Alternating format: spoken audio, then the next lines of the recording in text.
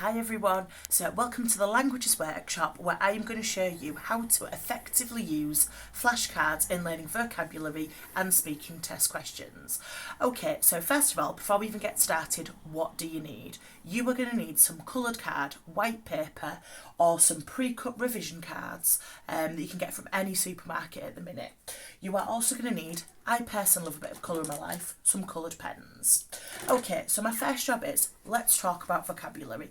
As we know, in order to be super successful at GCSE French or German, we need to make sure we know vocabulary. Do we know what it's spelt like in French? Do we understand the meaning in English?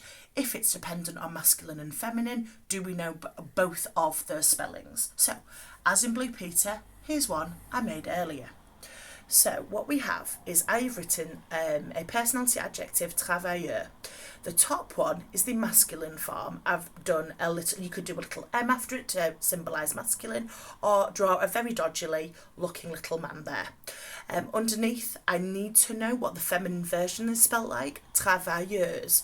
Again, I've written F or I've put a girl, and I personally like them in two different colours to highlight it.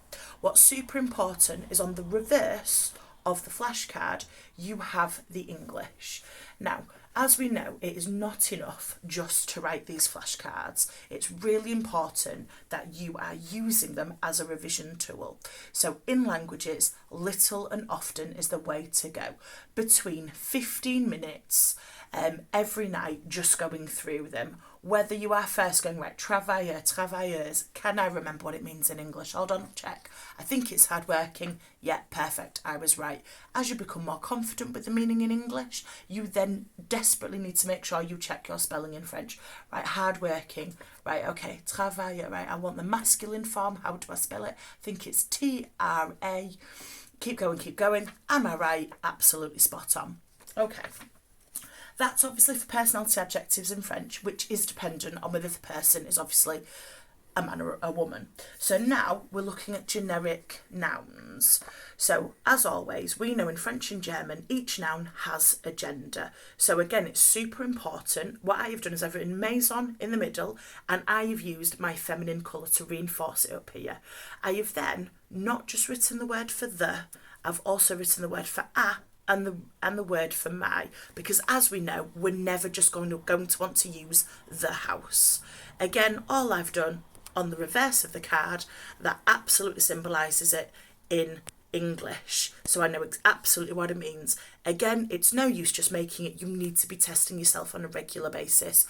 A parent, a friend, your parents do not need to speak French or German to help you learn from your flashcards. Okay, so the second part of the video is now about speaking test questions. So obviously, as you might know, the exam is worth 25% of it is your speaking test. So again, here's one I've made earlier. What we have to do, the first step I always do, is on one side of my flashcard, I take my speaking test question. I've done a German ones, and I've written the question out. Was für eine Person bist du? And then I've written what it means in English underneath. When you are learning speaking test questions, you need to learn what the question means so that when your teacher asks you it, you are absolutely confident in what you are answering. On the reverse, I then have my answer in German, so ich bin manchmal launisch, aber meistens gut gelaunt. Again, I've written the English underneath. It's really helpful when you are learning a foreign language to make sure you are super confident with what you are saying, speaking in English. Again, it's a really good way. Please don't just write them, please read through them, test yourselves, right? Here you go, friend, take this, okay? Right, they say the question to you, was für eine Person bist du? Do I know what that means? Oh, what type of person are you? Great, brilliant. Right, I've got the question. Let's start learning that answer. I hope this has been super useful. I think they're absolutely brilliant for languages, but please remember, year 10 and 11, it's not good enough just to write them. You have to use them to test yourself. Okay, any questions at all regarding flashcards, how else to learn vocabulary in your speaking test questions, please see your teacher. Thank you. Bye.